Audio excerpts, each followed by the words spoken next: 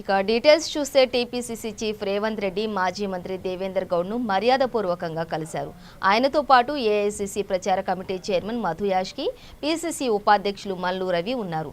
ఈ సందర్భంగా దేవేందర్ గౌడ్తో పాటు ఆయన ఇద్దరు కుమారులు వీరేందర్ గౌడ్, విజయేందర్ గౌడ్లతో రేవంత్ రెడ్డి భేటీ అయ్యారు. ముగ్గురిని కాంగ్రెస్లోకి ఆహ్వానించారు. ఈ సందర్భంగా రేవంత్ రెడ్డి మాట్లాడుతూ తెలంగాణలో కారు దారి తప్పింది. కేసీఆర్ వ్యతిరేకుల పునరీకరణలో భాగంగా అందరినీ కలుస్తాం. తెలంగాణ భవిష్యత్తు కార్యాచరణ కోసం పనిచేస్తాం. తెలంగాణకు పట్టిన గులాబీ చీడ వదిలిస్తాం. డబుల్ బెడ్రూమ్ దళితులకు 3 ఎకరాల లాంటి సంక్షేమం పేదలకు దూరమైంది. తెలంగాణ అభివృద్ధి కోసం పరితపించిన వ్యక్తి దేవేందర్ గౌడ్ అని అన్నారు. కాగా రేవంత్ రెడ్డి టీడీపీ నుంచి మంచి సంబంధాలున్నాయని, నాన్నగారి సూచనలు తీసుకోవడానికి ఇంటికి వస్తామని రేవంత్ రెడ్డి మధు యాష్కి గౌడ్ అడగడంతో రమ్మని ఆహ్వానించినట్లు దేవేందర్ గౌడ్ కుమారులు తెలిపారు. తాము బీజేపీలో ఉంటామని, రేవంత్తో భేటీ రాజకీయాలు కాదని స్పష్టం చేశారు.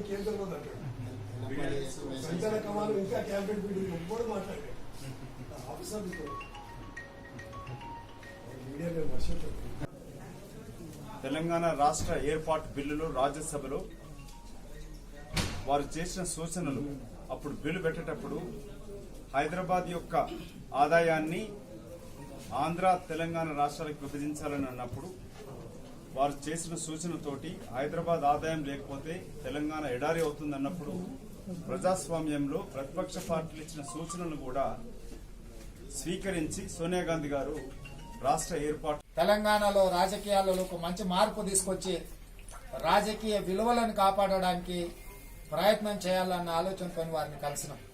ఇదే కాకుండా మీకందరికీ తెలుసు, నాకు వీరేందర్కు ఉన్న వ్యక్తిగత అనుబంధం కానీ ప్రత్యక్షంగా మా ఇద్దరికి ఉన్న సంబంధాలు. విజేందర్ కూడా నాకు మొదటి నుంచి మంచి మిత్రుడు. విజేందర్ వీరేందర్తో మాట్లాడి నా నియామకం జరిగిన తర్వాత దేవేందర్ అన్న ఎప్పుడు సమయం ఇచ్చినా మేము వచ్చి వారిని కలిసి నేను మదన్న వారి ఆశీర్వాదం తీసుకోవడమే కాకుండా వారి విలువైన సలహాలు సూచనలు తీసుకొని ఈ తెలంగాణ రాష్ట్రం దారి తప్పుతున్నాయి. తెలంగాణ రాష్ట్రంలో కారు రోడ్డు దిగిపోయింది. తెలంగాణ అభివృద్ధి అనేది గుద్దలకు పోయింది. దారి తప్పిన కారు రోడ్డు దిగి గుద్దల పడితే దాన్ని మళ్ళీ బయటికి తీయాలంటే ఎంత కష్టమో ఈ రోజు దివాలా తీసిన తెలంగాణను పట్టాలి. వారి పరితపన, వారి ఆలోచన విధానం